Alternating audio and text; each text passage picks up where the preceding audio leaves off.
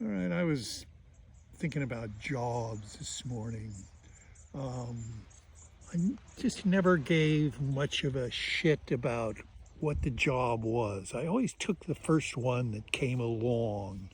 So after I graduated from high school, I'd had this nightmarish job. I'll talk about that another time. But after that, I quit there, etc. And a friend of mine, her father had a dinette downtown and a place with 12 stools and a counter.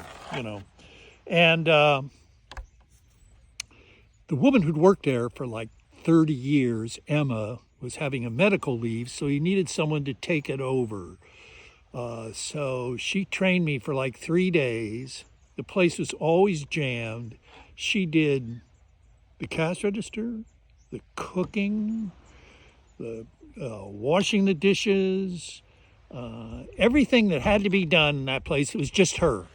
So I spent 3 days learning, and it was evident it was going to be a nightmare. So she left and left me alone in there. And I don't even remember the next 2 weeks. The place was jammed from the time I opened at 6 till I closed at 2. And everyone in there bitched about my food.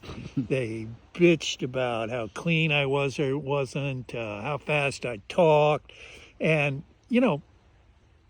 I still was young enough. I had that customer is always right. A bit of that still stuck in my head. So Wait, were you still drinking during this time? no, I wasn't drinking yet. I didn't know I was a drunk or I'd be out drinking yet. So after a couple of weeks, somebody was bitching about it, and I just fucking blew it. And I took the spatula, threw it against the wall, and I said, "You cocksuckers!" I said, "If any of you think you can cook better than I do, get your fucking asses back here."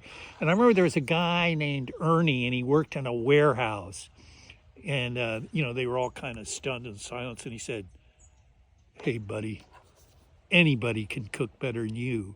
So I remember I picked up that spatula and I slammed it down in front of him. I said, "Ernie, you're always talking about what's a good fucking cook you are." I said, "Get your ass back here, make sandwiches, and cook burgers for these people." He said, "I can't do that. There's health regulations." And I said, "You think the health department's ever been in this dump?"